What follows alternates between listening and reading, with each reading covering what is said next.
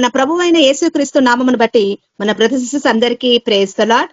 ఈ సాయంకాల ఆరాధన బట్టి దేవుడిచ్చిన సమయం బట్టి దేవునికి స్తోత్రం మహిమ కలుగును గాక. సాయంకాలం ఆరాధనలో మన దేవ్ సిస్టర్ గారు ప్రార్థన పూర్వకంగా నడిపిస్తారు. ప్రైజ్ లార్డ్ సిస్టర్, ప్రార్థించండి. ప్రైజ్ లార్డ్ సిస్టర్, అందరికీ ప్రైజ్ లార్డ్. ప్రార్థన చేసుకుందాం. మహాగణుడా, మహోన్నతుడా, సర్వోన్నతుడా, సర్వశక్తిమంతుడా, సజీవుడు అయిన గొప్ప దేవానికి వందనాలు యేసయ్యా. గత కాలం అంతా నా ప్రభువా కాచి కాపాడి నీ కృపలో భద్రపరచుకున్న ప్రభా, ఈ యొక్క ఆన్లైన్ ప్రేయర్లో నా దేవా అటెండ్ అవ్వడానికి మీరు చూపిన మహాకృపను బట్టి మీకు వేలాది వందనాలు, స్తుతులు, స్తోత్రాలు ప్రభా. వచ్చిన బిడ్డలందరూ బట్టి నీకు వందనాలైనా, ఇంకా నైనా జాయిన్ అవ్వాల్సిన వాళ్ళ ప్రభా, అలా వాళ్ళకున్న పనులు తండ్రి, ఆటంకాలు నా ప్రభా త్వరలు నా తండ్రి ముగించుకున్న ప్రభా. ఈ యొక్క ఆన్లైన్ ప్రేయర్లు అటెండ్ అవ్వడానికి మీరు మహాకృప చూపండి. వారికి కావాల్సిన ప్రభా ఇసులుబాటును మీరు దయచేయండి నా ప్రభా. నీకు వందనాలు యేసయ్యా. ప్రతిరోజు నా ప్రభా నీ వాక్యం హృదయంలోకి వెలిచిన తండ్రి, నీ వాక్యానుసరమైన జీవితాలు నా ప్రభా మేము జీవించుటకు నీ సహాయం దయచేయి నా ప్రభా. అయా పంట విస్తారంగా ఉంది, పనివారు కొద్దివారు ఉన్నారన్నావు దేవా. యేసయ్యా విస్తారమైన పంటకు నా ప్రభా మేమందరం కలిసి నా ప్రభా ఐతపడి నా ప్రభా నీ పరిచర్లో ముందుకు కొనసాగే గొప్ప భాగ్యాన్ని మాకు దయచే నా ప్రభా. నా ప్రభా నా తండ్రి, నా కాడి సులువు, నా భారము తేలికన్నావు నా తండ్రి. నీ కాడి కిందికి వచ్చిందయ్యా నా ప్రభా, నీ కాడెత్తుకొని మేము తండ్రి ముందుకు వెళ్ళే కృపను మా అందరికి నీ దయచేయండి నా ప్రభా. నీకు వందనాలు యేసయ్యా. ఈ యొక్క ప్రభా ఆన్లైన్ లో అటెండ్ అయిన ప్రతి బిడ్డను బట్టి మీకు వందనాలు యేసయ్యా. ప్రతి అవసరాలు అక్కడ మీ నామలో తీర్చండి. ఈ యొక్క కేబీపీఎం పరిచర్య నా ప్రభా నానాటికి అభివృద్ధి పరచండి నా ప్రభా. మారుమూల ప్రాంతాల్లో, పల్లెల్లో, పట్టణాల్లో నా ప్రభా ఈ సేవ విస్తరించబడే కృపను దయచేయండి నా తండ్రి. సేవ చేసే ప్రతి బిడ్డకు నా ప్రభా, అరికాలం వరకు చేసే వరకు నా ప్రభా, శిరసు వరకు సిరి పాదం వరకు నా ప్రభా మీ రక్త ప్రోక్షణ దయచేయండి. దుస్తుడు ఎక్కడ దెబ్బ కొడదాం మన తండ్రి పొంచి ఉంటాడు దేవా. దుస్తుని ప్లాన్స్ అన్ని వేస్తున్నాములో క్యాన్సల్ చేస్తున్నాం దేవా.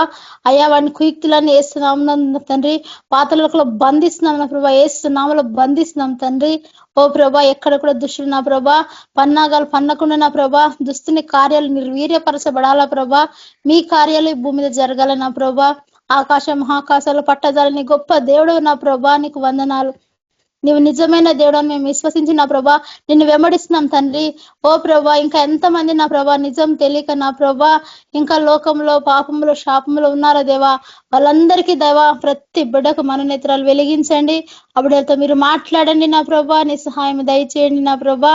నైనా మరి అయ్యా పాటల ద్వారా నామాన్ని మహిమ తెచ్చుకోండి. వాక్యం ద్వారా నా ప్రభా సూటిగా తేటగా మాతో మాట్లాడి నా ప్రభా వాక్యానుసరమైన జీవితాలు మాకు దయచేయండి నా ప్రభా. అయా ఇచ్చిన పరిచర్య శక్తి లోపం లేకుండా అయా నీకు నమ్మకంగా కొనసాగే కృపను దయచేయండి. దాన్ని తగ్గించుకొని వాడు హెచ్చించబడిన అన్నావు నా ప్రభా. నీ వాక్యాన్ని అనుసరించి నా ప్రభా మమ్మల్ని మేము తగ్గించుకొని నీ నామాన్ని హెచ్చించే వారుగా మమ్మల్ని ప్రతిష్ఠించి నీ సేవలు మమ్మల్ని అందరినీ వాడుకొని నీ నామానికి మహిమ తెచ్చుకోమని యేసు పరిశుద్ధ నామములో వేడుకుంటున్నాం తండ్రి, ఆమేన్. Thank you sister. అందరికీ praise the Lord. Praise the Lord sister. Thank you sister. మన మధ్యలో కళ్యాణక్క గారు పాట పాడతారు. ప్రైజ్ ది లార్డ్ అక్క. Praise the Lord. Brothers and sisters అందరికీ ప్రభువుని మహిమపరుస్తూ పరిశుద్ధాత్మని ఆహ్వానిస్తూ ప్రభుకు మహిమకరంగా ఒక పాట పాడుకుందాము. అంత్యకాల అభిషేకం సర్వజనుల కోసం, కోతకాల సమయమిది, తండ్రిని ఆత్మతో నింపుమా. అంత్యకాల అభిషేకం సర్వజనుల కోసం, కోతకాల దినములివి, తండ్రిని ఆత్మతో నింపుమా.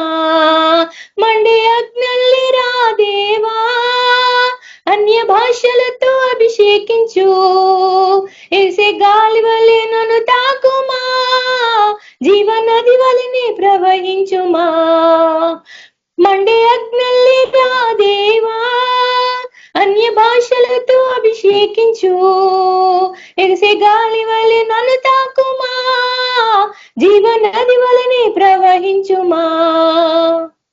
ఎముకల లోయలోనా గొప్ప సైన్యమునే చూడగా, నీ అధికారం దయచేయుమా, జీవమారమ్మని ప్రవచ ప్రవచించేదా ఎముకల లోయలోనా గొప్ప సైన్యమునే చూడగా నీ అధికారం దయచేయుమా జీవమారమ్మని ప్రవచించేదా మండే అగ్ని వలె రా దేవా అన్య భాషలతో అభిషేకించు ఎగిసే గాలి వలె నన్ను తాకుమా జీవనది వలనే ప్రవహించుమా కర్మేలు కొండ పైన గొప్ప మేఘమై ఆవరించగా ఆహాబు భయపడిన అగ్ని వర్షము కృమ్మరించుమా కర్మేలు కొండ పైన గొప్ప మేఘము ఆవరించగా ఆహాబు భయపడిన అగ్ని వర్షము కుమ్మరించుమా మండే అగ్ని వలె రా దేవా అన్య భాషలతో అభిషేకించు ఎగసే గాలల్లే నన్ను తాకుమా జీవనది వలనే ప్రవహించుమా సీనాయి పర్వతమందు అగ్ని పొదవలె నిన్ను చూడగా ఓ ఇశ్రాయేలు దైవమా మాతో కూడా ఉన్నవాడా సీనాయి పర్వతమందు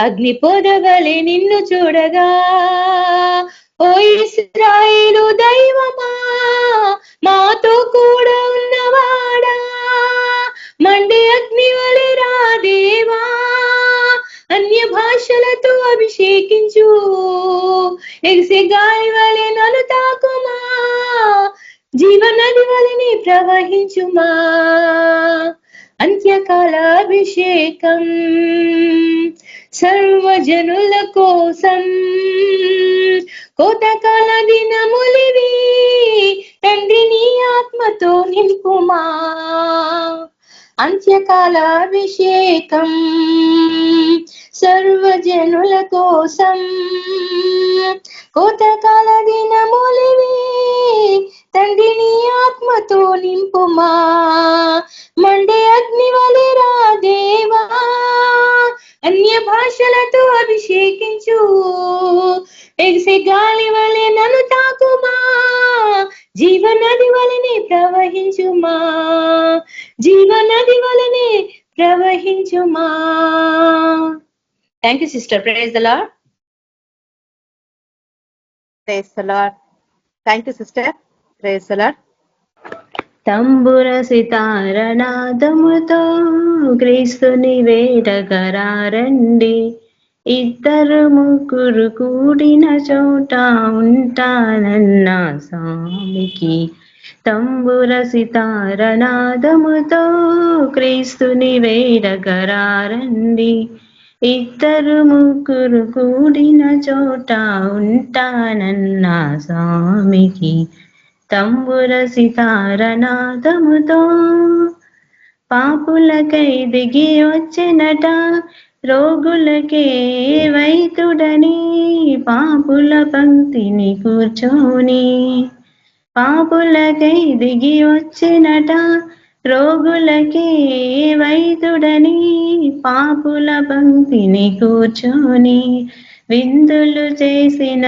యేసునికే పేదల పాలిట పెన్నిదికే విందులు చేసిన యేసునికే పేదల పాలిట పెన్నిదికే తంబుర సితారనాదముతో క్రీస్తుని వేడగరారండి ఇద్దరు ముగ్గురు కూడిన చోట ఉంటానన్న స్వామికి ప్రతి హృదయం ప్రభు మందిరమై వెలుగులతో విలసిల్లి ప్రభు హృదయం ప్రభు మందిరమై వెలుగులతో విలసిల్లి నీ శోధనలను సమిదలుగా నరకాగ్నిలో పడవేసి క్రీస్తుని చేరగరారండి నీ శోధనలను సమిదలుగా నరకాగ్నిలో పడవేసి క్రీస్తుని వేరగరారండి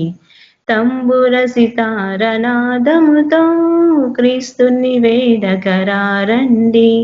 ఇద్దరు ముగ్గురు కూడిన చోట ఉంటానన్నా స్వామికి తంబుర సితారనాదముతో. Thank you sister. ప్రార్థన చేసుకుందాం. పరిశుద్ధ దేవ, సర్వోన్నతులకు మా తండ్రి, మీకు వందనాలనైనా. ఈ ఉదయం నుంచి ఇంత మమ్మల్ని కాచి కాపాడి సురక్షితంగా సాయంత్రం సాయంత్రం మీ సరికి తీసుకొచ్చినందుకు మీకు ఎంతో వందనాలనైనా. మాతో మాట్లాడండి, మా జీవితాలను సరిచేయండి, మీ కొరకు సాక్షార్థంగా నిలబెట్టుకోమని ప్రార్థిస్తున్నాం. ముఖ్యంగా ప్రభావ, మాలో ఇంకేమైనా ఆయాస్కరమైన ఉన్న బలహీనతలున్నా వాటిని చూపించండి, వాటిని ఒప్పుకొని విడిచిపెట్టలాగిన మీ కనికరం పొందలాగిన ప్రభావ మా పట్ల మీ యొక్క తన్మలి కృపను చూపించమని ప్రార్థిస్తున్నాం. అందరితో మాట్లాడండి, జీవితాలను సరిచేయండి, మీ కొరకు సాక్షులుగా నిలబెట్టుకోమని యేసు క్రీస్తు పరిశుద్ధ నామమున ప్రార్థిస్తున్నాం తండ్రి, ఆమేన్. ఈరోజు 26వ తారీఖు జూలై 2026 సంవత్సరం.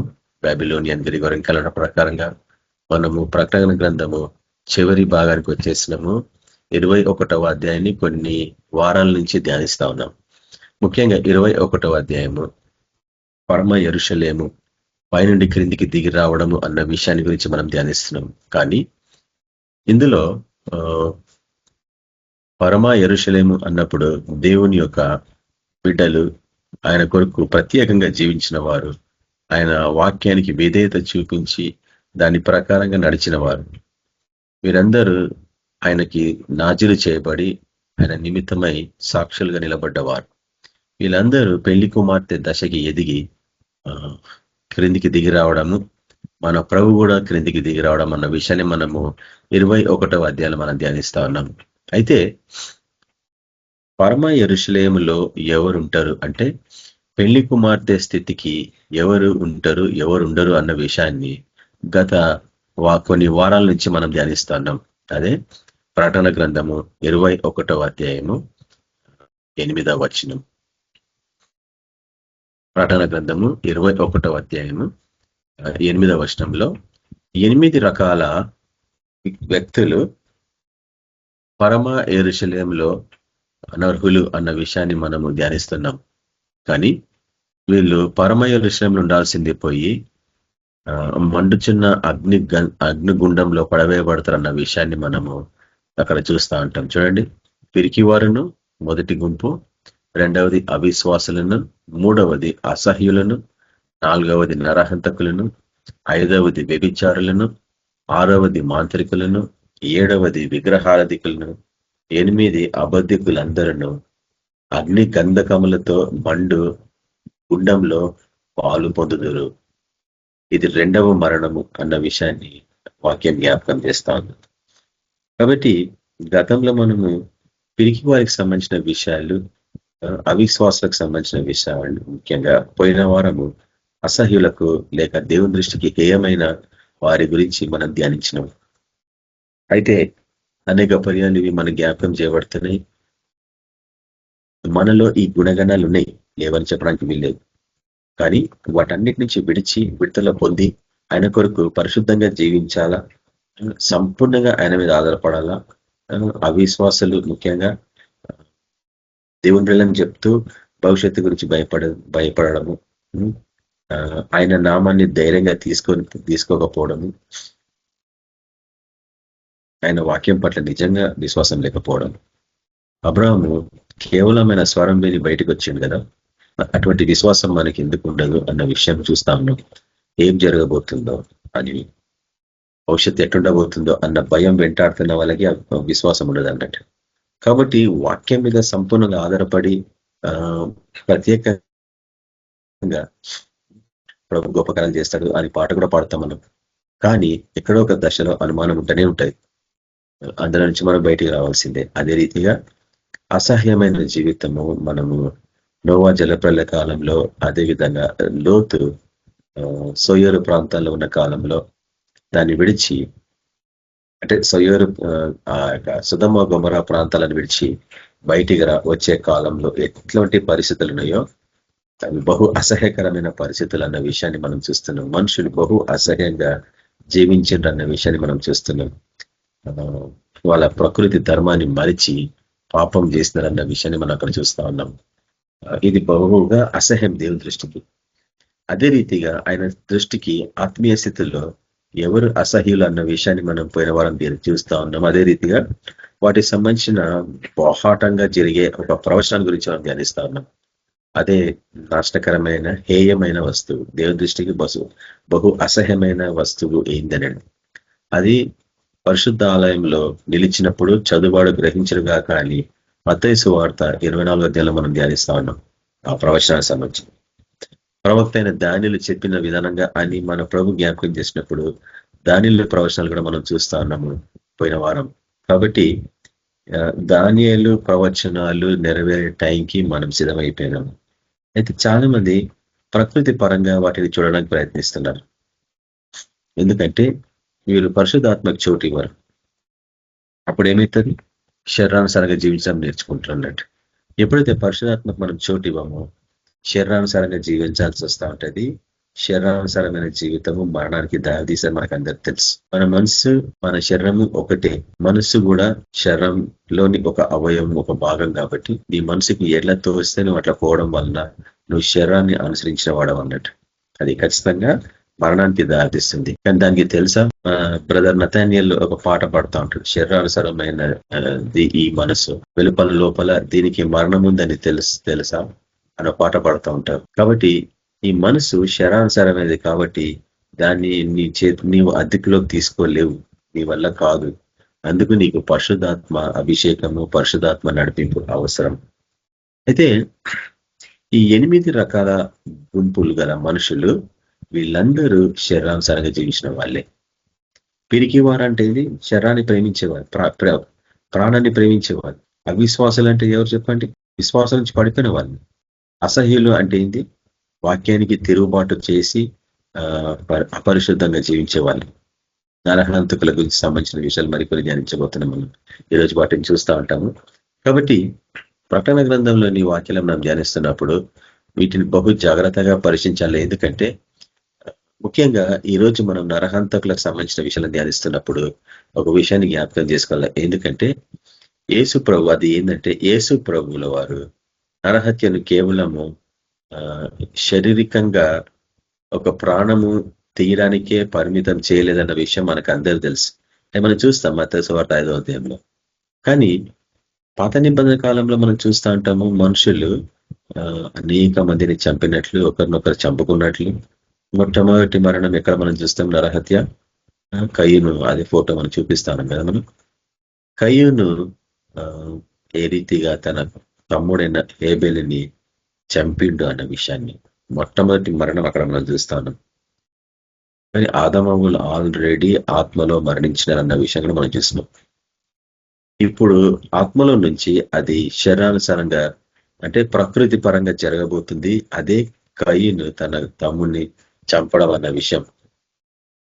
దాని తర్వాత మనం అనేక ప్రాంతాలలో పాత నిబంధన పుస్తకాలలో దేవుని బిడ్డలు ఏ రీతిగా చంపబడ్డారు, లేక ఒకరినొకరు ఏ రీతిగా చంపుకున్నారు అన్న విషయాన్ని కూడా మనం చూస్తూ ఉంటాం. అయితే ప్రాణం తీయడం అనేది దాని మూలము పైన హృదయ స్థితిని కూడా మన ప్రభు చూపించినట్టు మనం చూస్తూ ఉంటాం కదా. మోషే ధర్మశాస్త్రంలో మనం చూస్తాం 10 ఆజ్ఞలలో, నిర్గమకాండంలో చూస్తూ ఉంటాం కదా. 10 ఆజ్ఞలలో నరహత్య చేయకూడదు అని.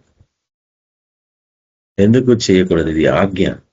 కాబట్టి నరహత్య చేసే కూడా ఖచ్చితంగా నరకానికి పోవాల్సిందే. అందుకే ప్రకటన గ్రంథం 21వ అధ్యాయము 8వ వచనంలో చెప్పబడిన రీతిగా మనం ఇక్కడ చూస్తా ఉన్నాము.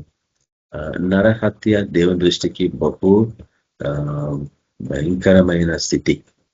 ఆయన ఎట్టి పరిస్థితులు దాన్ని సహించలేడు, తాగలేడు. కానీ దిన మనం చూసినాము ప్రపంచం అంతటా రక్తం చిందింపబడతా ఉంది కదా. ఎందుకంటే మనకు తెలుసు అది ఊరల తీర్పుకు సంబంధించిన విషయాల్లో మనం చూస్తున్నాం. మనం ఉంటుంది 6వ బూర కాలము. 7వ బూర అంటే సమాప్తమైంది. అంటే మనం చివరి స్థితిలో ఉంటున్నాం, చివరి కాలంలో ఉంటున్నాం. 6వ బూరకు సంబంధించిన బోధలు కొన్ని గంటలు ఉంటాయి, రికార్డింగ్స్ మీరు చూడొచ్చు ఆన్లైన్. ఇవన్నీ ఆన్లైన్ భద్రపరచబడ్డాయి ఎన్నో సంవత్సరాల నుంచి. కాబట్టి వాటన్నిటిని ఓపికతో ధ్యానించినప్పుడు ఏమవుతుందంటే నువ్వు ఇంకొక అవకాశం నీకు దొరకకపోయినా దీంతో నువ్వు సరిపరచుకోవాల్సి వస్తుంది. లేదంటే ఏమవుతుందంటే నీ జీవితంలో ఇంకొక అవకాశం రాకపోవడంగా వయసు మళ్ళీపోవడం కూడా జరుగుతూ ఉంటుంది. కాబట్టి వయసు మళ్ళీనాక వీటి పట్ల ప్రాధాన్యత చూపించమన్నట్టు. శరీరం గట్టిగా ఉన్న కాలంలో, యవనంగా ఉన్న కాలంలో, నీకు మంచి చూపు ఉన్న కాలంలో వీటన్నిటిని నువ్వు బహు జాగ్రత్తగా చూడగలవు, ధ్యానించగలవు. అయితే హృదయ పరిస్థితికి సంబంధించిన విషయాల గురించి మనం ఇక్కడ చూస్తా ఉన్నాం. అదేంటంటే నీ హృదయ పరిస్థితి ఏంటంటే మొదటిదిగా ద్వేషము. ఇది బహు భయంకరమైన ఆత్మ. ఎందుకంటే ఇవన్నీ ఆత్మలు అన్నట్టు. మనిషి ఒక హోస్ట్ అంటారు ఇంగ్లీష్ లో. హోస్ట్ అంటే ఆయన జీవితంలో ఎన్నో ఆత్మలు వచ్చి నివసించాలని ఆశపడతా ఉంటాయి. అపవిత్రమైన ఆత్మలు, పరిశుద్ధమైన ఆత్మలు, లేక పరిశుద్ధుల ఆత్మలు కూడా. యోహాను బాప్తిజం ఇచ్చే యోహానులో ఏలియా ఆత్మ ఉన్నట్లు మనం చూస్తాం కదా. అదే రీతిగా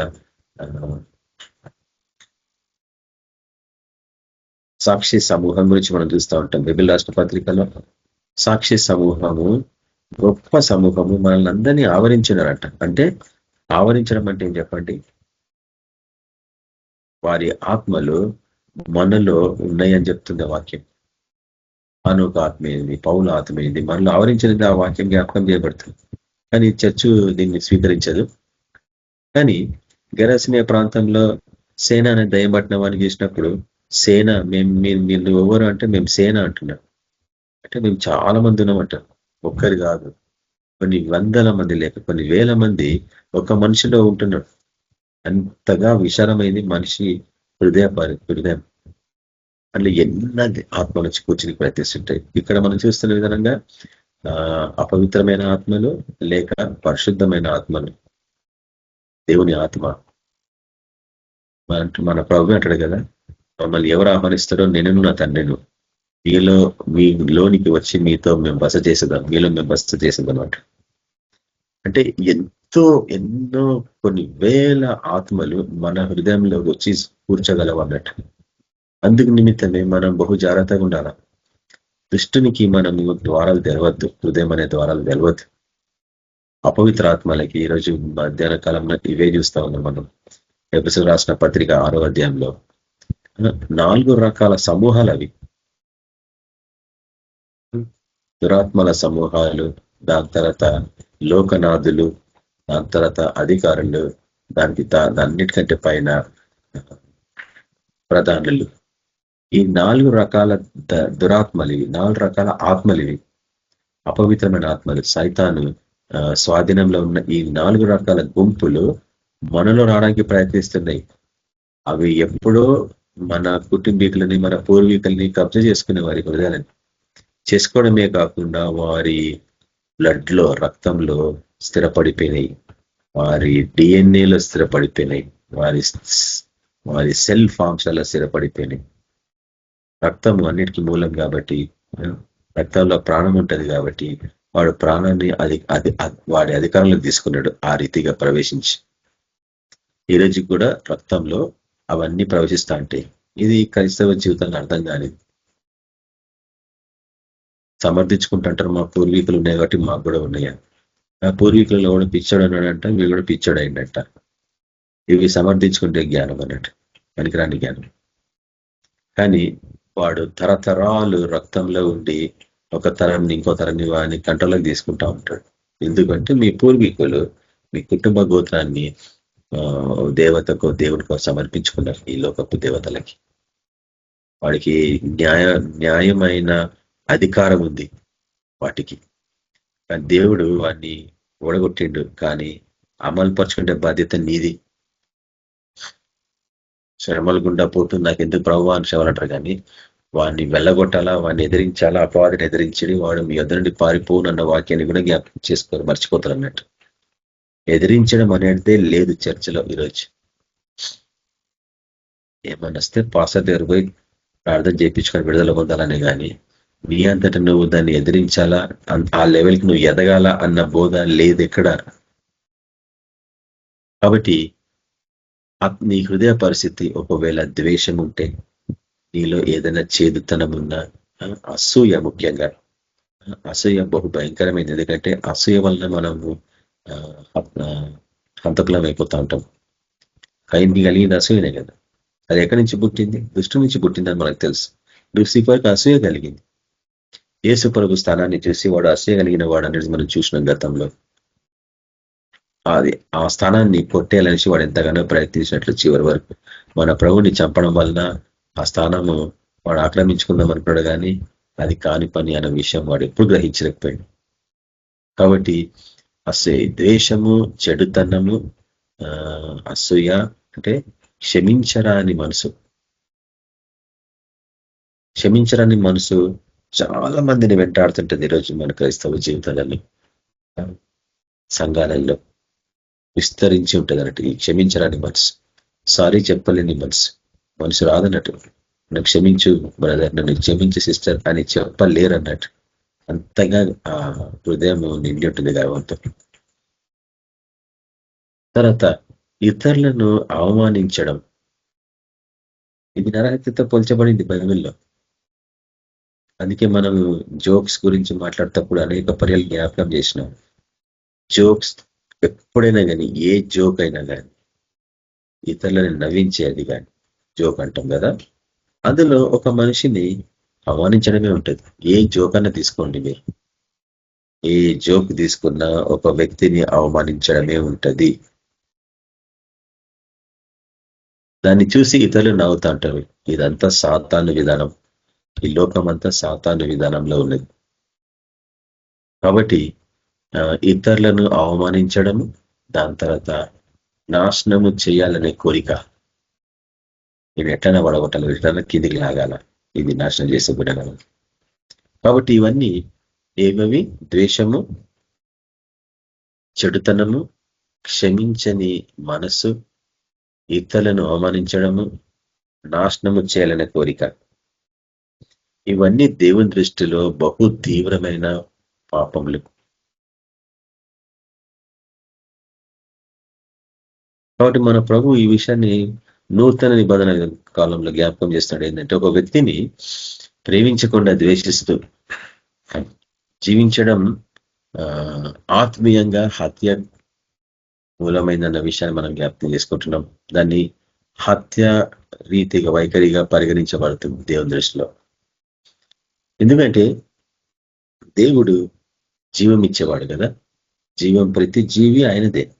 ప్రతి జీవం, ప్రతి జీవి, ప్రతి ఆత్మ నాది అంటాడు.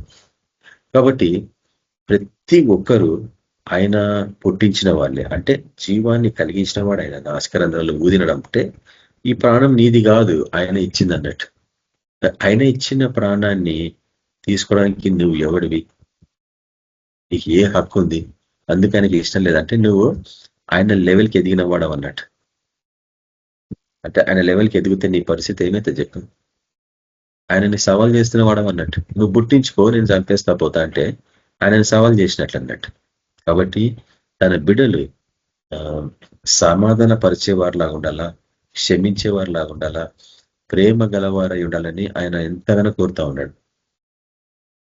కాబట్టి ఈ గుణగణాలు చర్చలో ఉన్నాయా అంటే కొంచెం అద్దం పెట్టి, భూతద్దం పెట్టి వెతకాల్సిందే. చెప్పండి, ఇద్దరు కొట్లాడుతుంటే సమాధాన పరుస్తామా మనం? ఎప్పుడో ద్వేషము, వ్యతిరేకత ఉన్న వాడిని నువ్వు క్షమించగలవు? ఈరోజు పోయి ఇంటికి పోయి వాళ్ళకి ఎంతో కాలంగా జ్ఞాపకానికి వచ్చింది, అవును ఆ వ్యక్తితో నేను కొట్లాడాను, క్షమించలేదు అతన్ని, ఇప్పుడు నేను పోయి క్షమిస్తా అని త్వరగా లేచిపోయి పోగలవా? క్షమించగలవా? కాబట్టి ఇవి బహు ప్రాముఖ్యమైన విషయాలు మనము ఇక్కడ చూస్తా ఉన్నాము. చూడండి, కేవలము శారీరకంగా ప్రాణం తీయడానికి పరిమితం కాదు ఇది.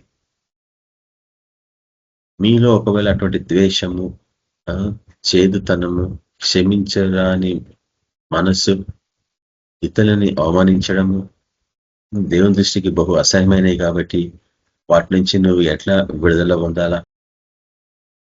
దేవునికి తెలుసు ఎందుకు ఇటువంటి గుణగణాలు మనలో ఉంటాయి, మనుషులలో ఉంటాయి అంటే ఆదాము వాళ్ళు చేసిన పాపం వలన దేవునితో సంబంధము తెగిపోయింది, మనుషులతో సత్సంబంధాలు తెగిపోయినాయి, దేవునితో కలిసిన ఆత్మీయ సంబంధం తెగిపోయింది, మానవుల మధ్యలో ఉండాల్సిన సత్సంబంధం తెగిపోయింది. అందుకే తన భార్య దృష్టిలో ఈ స్త్రీ అంటున్నాడు, ఈమె చేసింది అంత, ఈమె చేసింది అని ఆయన బ్లేమ్ చేస్తున్నాడు కదా. కాబట్టి ఈ 2 రకాల సంబంధాలు తెగిపోయినాయి కాబట్టి దేవుడు మోషేకి ఆ యొక్క ధర్మశాస్త్రాన్ని అనుగ్రహించినప్పుడు 10 ఆజ్ఞలలో మొదటి 4 ఆజ్ఞలు దేవునితో తిరిగి ఏ రీతిగా సంబంధం పెంపొందించుకోవాలా అని చెప్పబడ్డాయి. కానీ మనిషికి సంబంధించిన 6 ఆజ్ఞలు ఇచ్చిండు.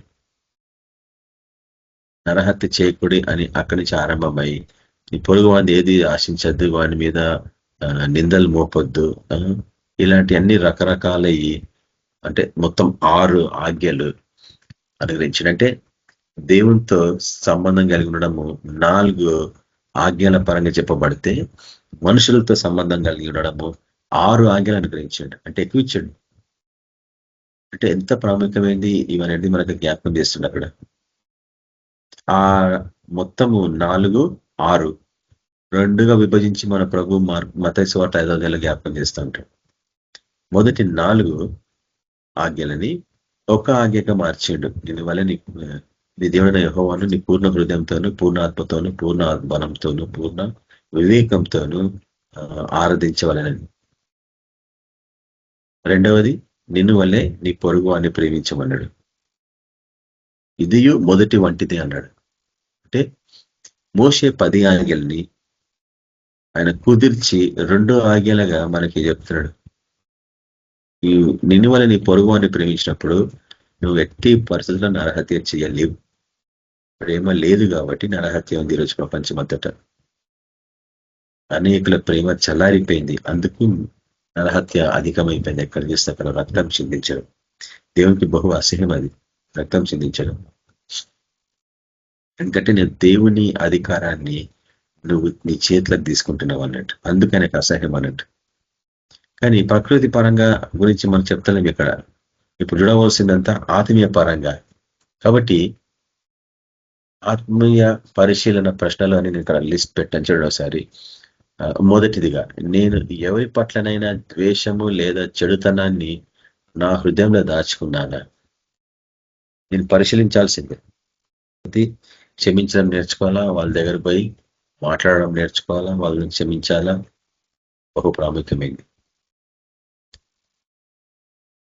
తర్వాత నిన్ను ఎవరన్నా బాధిస్తే వారిని క్షమించడానికి నువ్వు నిరాకరిస్తున్నావేమో పరిశీలించుకో.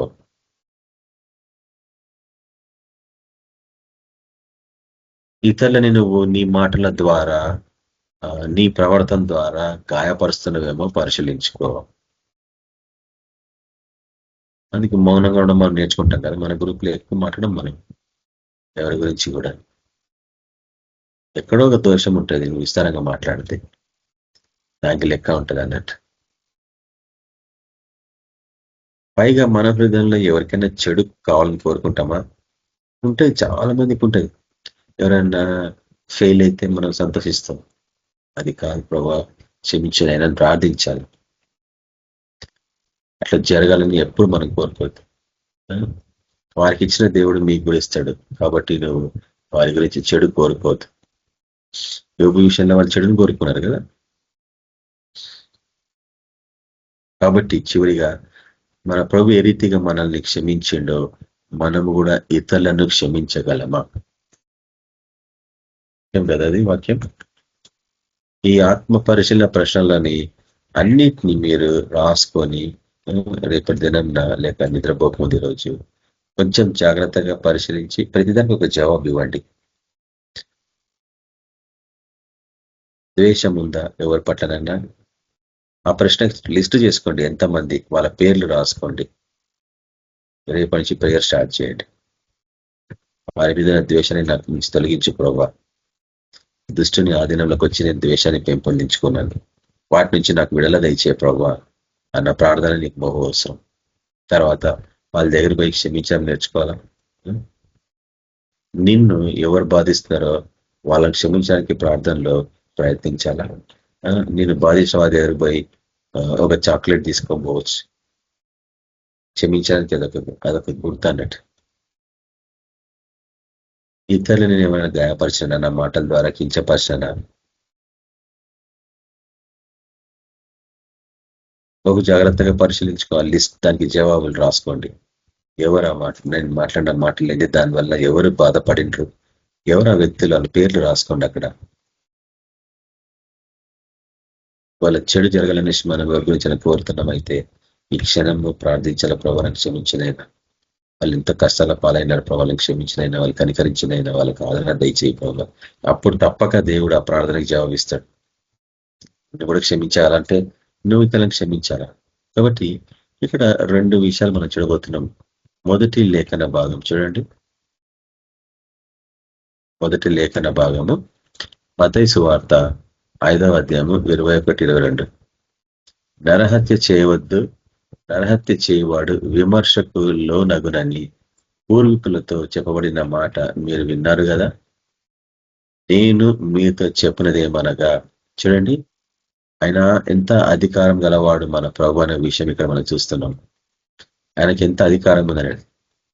మోషే మీకు నరహత్య చేయకూడదని చెప్పి రాసిండు, కానీ నేను మీతో చెప్తున్నా ఏంటంటే తన సహోదరుని మీద కోపపడు ప్రతివాడు విమర్శకు లోనగును. ఏ సహోదరుడు? రక్త సంబంధియా లేక ఆత్మ సంబంధియా? ఇద్దరు కదా. కాబట్టి అనేక పర్యాయాలు ఈ రెండింటి మధ్యనే మన జీవితాలు చిక్కబడతా ఉన్నాయి. రక్త సంబంధిని ద్వేషిస్తున్నావు, ఆత్మ సంబంధిని ప్రేమిస్తున్నావు, లేక ఆత్మ సంబంధిని ద్వేషిస్తున్నావు, రక్త సంబంధిని ప్రేమిస్తున్నావు, లేక ఇద్దరిని ద్వేషిస్తున్నావా? ఇవి 3 రకాల మతపరమైన గుంపులు. వీటన్నిటి నుంచి నువ్వు విడుదల పొందాలా? దాని కొరకు నీ హృదయాన్ని నువ్వు ఎట్లా జయించుకోగలవు? మనకు తెలుసు ప్రతిదీ దేవుని వాక్యం ద్వారానే. అంటే నువ్వు చదువుతున్నావు వాక్యాన్ని, కానీ దాన్ని అమలు పరుచుకుంటున్నావా? మన సేవ పరిచర్య అంతా అదే కదా. ప్రతి వాక్యాన్ని అమలు పరుచుకోవాలి మన జీవితాలలో. ప్రాక్టికల్ క్రిస్టియానిటీ అంటాం దాన్ని. మనం పాటించే క్రైస్తవత్వం కేవలము బయటికి క్రైస్తవులా కనిపించడం కాకుండా వాటిని మనం పాటించేవారం. యేసు ప్రభు చెప్పిన ఆ వాక్యాలని, ముఖ్యంగా అపోస్తులలో చెప్పిన వాక్యాన్ని, పౌలు గారు చెప్పిన వాక్యాలను అన్నిటినీ మనం పాటించాలి. మొదటిగా చూడండి యోహాను సువార్త, యోహాను పత్రిక, మొదటి యోహాను పత్రిక 3వ అధ్యాయము 15వ వచనంలో ఉంది, తన సహోదరుని ద్వేషించే ప్రతి వాడును నరహంతకుడు అని అక్కడ చెప్పబడుతుంది.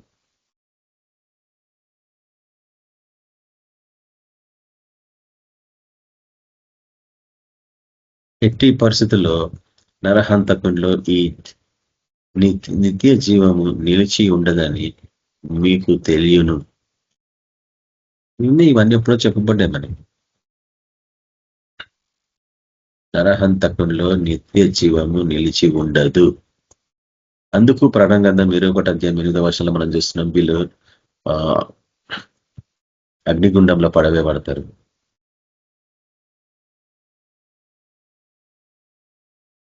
ఇది ఒక విషయం మీరు అర్థం చేసుకోవాలి. ఏంటంటే నీలో ఒకవేళ ద్వేషం ఉంటే అది అంత సున్యాసంగా పోదు. ఎందుకంటే అదొక దురాత్మ. అట్లా చెప్తే కష్టపడతారు చాలా మంది. నాకు దయ్యం పట్టింది ఆ బ్రదర్ అంటారు చాలా మంది అంటారు. అవును, అది దయ్యమే. ఎందుకు నువ్వు అంత త్వరగా దాని నుంచి విడుదల పొందలేమంటే అది బహుగా కూర్చొని స్థిరపడింది నీ హృదయంలో. సింహాసనం వేసుకొని కూర్చుంది అది. దాన్ని సంపూర్ణంగా ఎట్లా విడిచిపెట్టగలం? ఒకటే సీక్రెట్ నేర్చుకుని ఏంటంటే ఉపవాస ప్రార్థన చేసినప్పుడు ఎటువంటి అని విడిచిపెట్టి పోక తప్పదు. మరీ కఠినమైన వాటి గురించి మాట్లాడేటప్పుడు ఇటువంటివి ఎట్లా పోతాయి అంటే ప్రార్థన ద్వారా, ఉపవాసం ద్వారా అన్నాడు మన ప్రభు. కాబట్టి వీటి కొరకు మనం ముఖ్యంగా ప్రార్థించినప్పుడు ఖచ్చితంగా విజయం పొందుతున్నాం. యేసులో చూపించిన ప్రేమని జ్ఞాపకం చేసుకున్నప్పుడు దాని నుంచి మనం విడుదల పొందగలం అన్నట్టు. చూడండి, రెండవదిగా కోపపడినప్పటికీ పాపము చేయకూడదని చెప్పండి. నెక్స్ట్ స్టెప్ పాపం అన్నట్టు. కోపం వస్తే నెక్స్ట్ స్టెప్ పాపం అన్నట్టు. అంటే ఇంకొక స్టెప్ ముందుకు వేయాలి. కాబట్టి కోపం అనేది మొదటి స్టెప్ అయితే దాని పరిణామము 2వ స్టెప్ అన్నట్టు.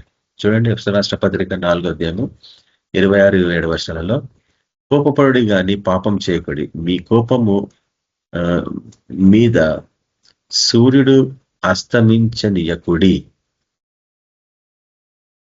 అపవాదికి చోటియ్యకుడి. అంటే సాయంత్రం వరకు ఉండకూడదు కోపం అంటున్నాడు. ఏమవుతుంది చెప్పండి సాయంత్రం వరకు ఉంటే? అపవాదికి చోటిచ్చినట్లయితుంది. నిద్ర కూడా పోలేవు అన్నట్టు. ఏం చేయాలి వాడిని ఎట్లా బద్దలు తీసుకోవాలి, ఎట్లా నేను రివెంజ్ తీసుకోవాలి, ఎట్లా పగ తీర్చుకోవాలి, అవి ఎక్కువైపోతుంటాయి అన్నట్టు. అది ఫలం ఎక్కువైపోతుంటది. అది అపవిత్రమైన ఫలం. అపవాది సంపూర్ణంగా ఆ ఫలాన్ని పరిపక్వం చెందింపజేస్తుంటాడు రాత్రి అంత నిద్రలో. నెక్స్ట్ డే పోయి నువ్వేమో చేసేస్తావు అంతే. కాబట్టి దేవుని సన్నిధిలో అంటే మోకాళ్ళ నుండి మనము దాన్ని ఎట్లా మన నుంచి దూరం చేసుకోవాలా. అదొక ఆత్మ. కోపము అనేది ఒక ఆత్మ. అది పట్టిన వాడి పరిస్థితి భయంకరంగా ఉంటుంది. వాడి బ్లడ్ ఎప్పుడు మండుతూ ఉంటుంది, బాయిల్ అవుతూ ఉంటుంది. మన హృదయంలో దుష్టునికి చోటు ఇవ్వకుండా దేవుడి సన్నిధిలో మనము ప్రార్థన పూర్వకంగా కోపాన్ని విడిచిపెట్టాలి. చాలా మంది సేవకులలో ఇది నేను గమనిస్తూ ఉంటాను. విడిచిపెట్టలేని స్థితిలో ఉంటారు మళ్ళా సేవకులే. ఆయన విడిచిపెట్టాల. అది విడిచిపెట్టకపోవడం వల్ల ఎన్నో అనర్థాలకి అది దారితీస్తూ ఎంతోమంది సంఘస్థులను అది చిన్నభిన్నం చేస్తూ ఉంటుంది ఆ కోపం. కాబట్టి వీటి విషయంలో మనం బహు జాగ్రత్తగా ఉండాలి. 3వది చేదుతనాన్ని విడిచిపెట్టడం నేర్చుకోవాలా. నీలో చేదుతనం ఉందా?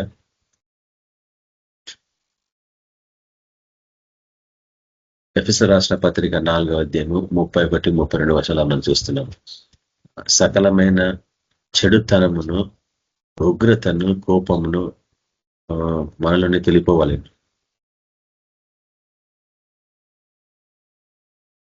మనం ఒకరినొకరము ఏ రీతిగా క్షమించుకోవాలా. ప్రభు మనల్ని ఏ రీతిగా క్షమించిండో మనం కూడా ఒకరినొకరం క్షమించుకోవడం నేర్చుకోవాలా. నువ్వు ఒకవేళ క్షమించలే స్థితిలో ఉంటే ఈ సాయంత్రం సరే ప్రార్థన చేయడం నేర్చుకోవాలా. అదే ఆత్మీయమైన విషయం.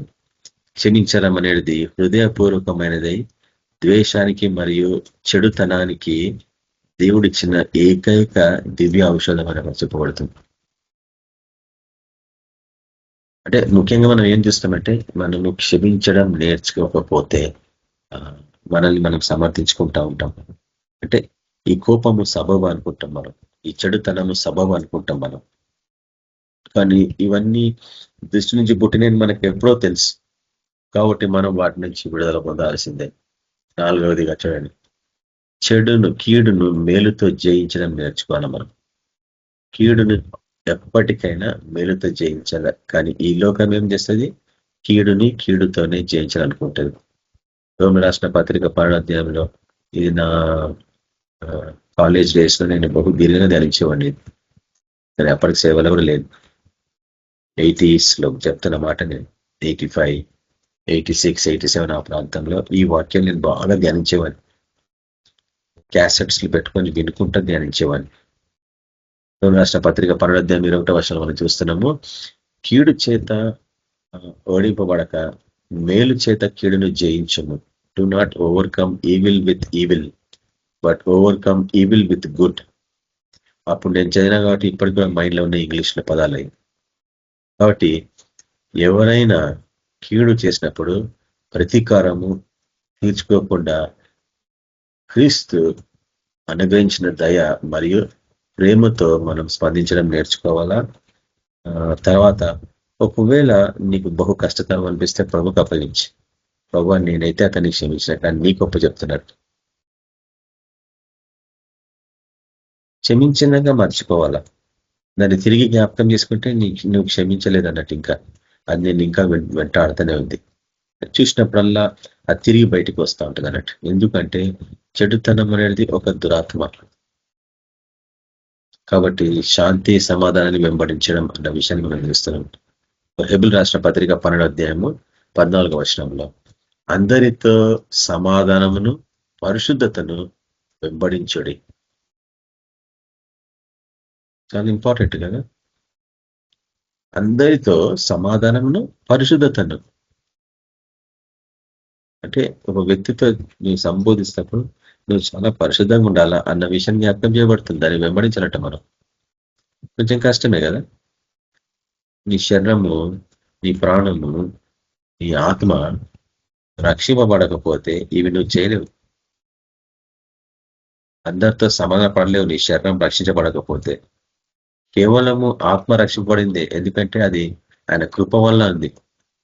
మన ఆత్మలను కాపాడేవాడు ఆయన కృప చేతనే మనలను రక్షించుకోవాలని ఉంది. కానీ నీ శరీరము ఇంకా రక్షింపబడలేకపోవడం వలన నీలో ఈ నియమాలు కనిపిస్తా ఉన్నాయి. కాబట్టి నీ ఆత్మ, నీ శరీరము, నీ ప్రాణము ఈ 3 విమోచింపబడాలా. మొదటిది ఆత్మ తను రక్షించండు, కానీ నీ శరీరాన్ని, నీ ప్రాణాన్ని నువ్వే కాపాడుకోవాలా, దక్కించుకోవాలా. బాబు చెయ్యడు, నీకు అప్పచెప్పిండు నీ బాధ్యత.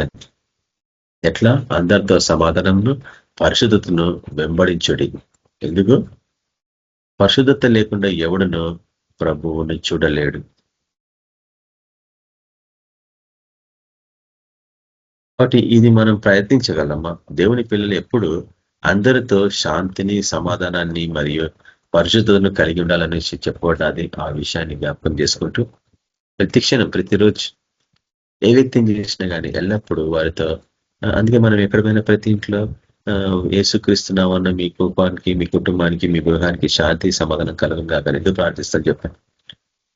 ఎప్పుడైతే నువ్వు ఆ ప్రార్థన చేస్తావో అక్కడుండే వాతావరణం అంతా శాంతి, సమాధానంతో నిండిపోతుంది అన్నట్టు. ఎందుకంటే శాంతి, సమాధానం ఇవి పరిశుద్ధమైన ఆత్మలవి. అవి వచ్చేస్తే అక్కడికి, అవి వచ్చేసినాయంటే దుష్టాత్మలన్నీ వెళ్ళిపోతాయన్నట్టు. వెళ్ళిపోయినాక ఆ కుటుంబంలో మంచిగా మనుషులందరూ కలిసిమెలిసి జీవించడం. తర్వాత మనం ప్రార్థన చేసినప్పుడు, ఆరాధన చేసినప్పుడు ఎటువంటి ఆటంకాలు లేకుండా మంచి జరుగుతూ ఉంటుంది. లేకుంటే వాడు దుష్టుడు అనేకమైన ఇబ్బందులు కలిగిస్తూ ఉంటాడు. కాబట్టి శాంతి, సమాధానాన్ని, ముఖ్యంగా పరిశుద్ధతను మనం కలిగి ఉండడం నేర్చుకోవాలా. ఇది బహు ప్రాముఖ్యమైంది. కాబట్టి ఇక్కడ వాక్యాన్ని ఇక్కడికి నేను స్టాప్ చేయబోతున్నాను. ఇంకొక 5 minutes లో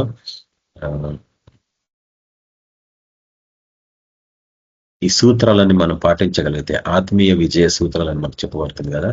ఈ 5 సూత్రాలను మనం పాటించగలమా? ఈ 5 సూత్రాలను మనం పాటించగలిగితే మనము ఈ గుణగణాల నుంచి బయటికి వచ్చిన వాళ్ళమే. మనలో ఆ గుణగణాలు లేవన్నట్టు. కాబట్టి ప్రేమించడం నేర్చుకోవాలా. యేసు ఏ రీతిగా అయితే తన ప్రాణాన్ని క్రయధనంగా పెట్టి మనం ప్రేమించిండో ఆ ప్రేమని ప్రతి క్షణం జ్ఞాపకం చేసుకోవాలన్నా ఏ గొప్పతనం లేదు. ఆయన ప్రేమ చూపించడం వల్ల నేను ఇంకా బ్రతికిన్నాను. తర్వాత కోపాన్ని అణుచుకోకుండా ఉండాలి. కోపాన్ని అణుచుకోకపోతే అపవాదికి చోటు ఇవ్వడం జరుగుతూ ఉంటుంది. క్షమించడం నేర్చుకుందాం, ప్రతిసారి సారీ చెప్పడం నేర్చుకుందాం. అప్పుడు నీ ఆత్మని నీ ఆధీనంలో తీసుకుంటావు, లేకుంటే అది నిన్ను దాని ఆధీనంలో తీసుకుంటుంది. కాబట్టి క్షమించడం నేర్చుకుందాం. చేదు, నీలో ఏమైనా చేదు వేరుంటే దాన్ని తొలిచి వేసుకో. ఎందుకంటే నేను గమనించినది, ఈ చేదు వేరు తొలగించుకోకపోతే అది నిన్ను సర్వనాశనం చేసేస్తుంది. అది పెద్ద చెట్టు అయి మొలకెత్తి దాన్ని కారు పండ్లు కాస్తారు, పనికిరాని పండ్లు అవి. మొత్తం నీ జీవితం అంతా పాపపూరితం చేసి పడేస్తూ ఉంటుంది. దాంట్లో నుంచి బయటికి రావడము అసాధ్యం అయిపోతుంది ఒక దశలో. అప్పుడు అనేకమైన రోగాలు రావడం జరుగుతూ ఉంటాయి మనుషులు. ప్రతి ఒక్కరి జీవితంలో మేలు చేయడానికి ప్రయత్నించాలా. జీవితాంతం అదే ట్రై చేస్తూనే ఉండదు. ఇప్పటి వరకు కూడా ఎంత చేసినా సరిపోదు. ఇక హాని కల్పించిన వాడికి సాయం చేయగలవు. నేను చాలాసార్లు ప్రాక్టీస్ చేసినాను. నాకు వ్యతిరేకంగా ఉన్న వారిని దేవుడు నా దగ్గరికి తిరిగి పంపిస్తూ ఉంటాడు. 1 కాదు 2 కాదు, ఎన్ని కేసులు. నాకు వ్యతిరేకంగా నిలిచిన వారిని నేను ఎన్నిసార్లు ప్రొటెక్ట్ చేసినాను. నా గురించి తప్పుగా మాట్లాడిన వారిని ఎంతమందిని నేను ప్రొటెక్ట్ చేసిన, వాళ్ళ ఉద్యోగాలు కాపాడిన. కొన్నిసార్లు నాకు అవకాశాలు పోయాయి, అయినా కానీ వారికి నేను అవకాశాలు కల్పించిన. ఇప్పటికి కూడా అదే పాటిస్తూ ఉంటున్నాయి.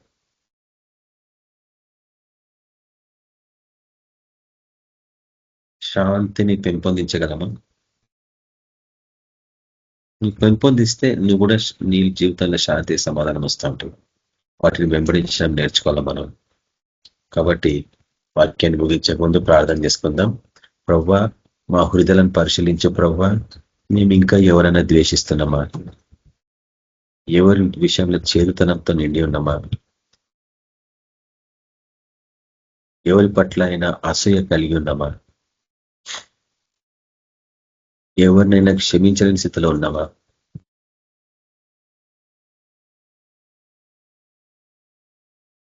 ఎవరినైనా ప్రేమించలేని స్థితిలో ఉంటున్నామా?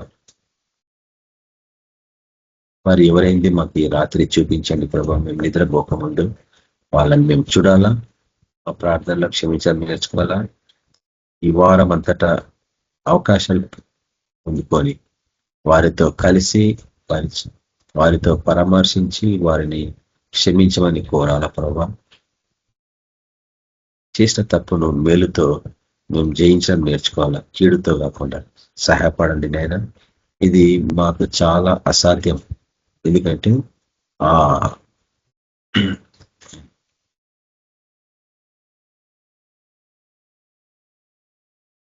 ఆ మనసు దాన్ని ఆమోదిస్తలేదు ప్రభు. ముందుకు పోనీకుండా అటకపరుస్తుంది. అందుకు మీ యొక్క పరిశుధాత్మ నడిపింపు మాకు అవసరం. అందుకు ఈ దినం మేము మీ యొక్క పరిశుధాత్మను ఆహ్వానిస్తున్నాం మా హృదయంలో. ప్రతి ఒక్కరిని క్షమించాలా. ఏ వ్యక్తిని చూస్తే నాకు ద్వేషము పగ ఉన్నా వాటిని నేను విడిచిపెట్టాలా. ఆ వ్యక్తితో పోయి సంభాషించి పరామర్శించి ఆ వ్యక్తి గురించి ప్రార్థించాలా. ఏదో రూపకంగా సాయం చేయడం నేర్చుకోవాలి. అటువంటి కృపలో మమ్మల్ని అందరినీ జ్ఞాపకం చేసుకోమని అయినా మీరు జీవము కలిగించే దేవుడు, సమృద్ధి గల జీవం ఇవ్వడానికి మీరు వచ్చినారు ఈ లోకంలో. కాబట్టి దాన్ని మేము పెంపొందించుకోవాలి. ప్రతి ఒక్కరి జీవితంలో జీవంను కొనసాగించేలాగా మీ వాక్యాన్ని చెప్పాలా. మీ వాక్యమే జీవం కాబట్టి దాన్ని సమృద్ధిగా ఆనందించాలా. అన్నిట్లో వాటిని చూపించి జీవాన్ని పెంపొందించే సేవకులుగా, బిడలుగా మమ్మల్ని నడిపించండి. మాకు ఏ హక్కు లేదు ఒకరిని ద్వేషించడానికి. ఎందుకంటే ద్వేషిస్తే అది నరహత్యతో సమానమని మీరు జ్ఞాపకం చేస్తున్నారు. మాలో అటువంటి గుణగణాలు లేకుండా మమ్మల్ని సంపూర్ణంగా ఓ ప్రభా శుద్ధీకరించమని ప్రార్థిస్తున్నాం. మీ రక్తంలో కడగమని ప్రార్థిస్తున్నాం. మీ రాత్రి క్షణంన ప్రతి ఒక్కరిని ఆశీర్వదించండి, వారి అక్కలు తీర్చండి. మనుషులకు అసాధ్యమే కానీ ప్రభా మీకు సమస్తం సాధ్యమైన ప్రతి సమస్య నుంచి విడుదల దయచేసి ప్రభా రేపటి దినంలో ప్రతి ఒక్కరి జీవితంలో శాంతి సమానంతో నింపి నడిపించమని, సమాధాన కర్తల్లాగా మమ్మల్ని తయారు చేసి నడిపించమని యేసుక్రీస్తు పరిశుద్ధ నామమున ప్రార్థిస్తున్నాం తండ్రి, ఆమేన్. మన ప్రభువైన యేసుక్రీస్తు యొక్క కృప సమాధానం నడిపింపు మనందరికీ సదాకాలం తోడైన గాక, ఆమేన్. అందరికీ ప్రైజ్ లార్డ్. Good night.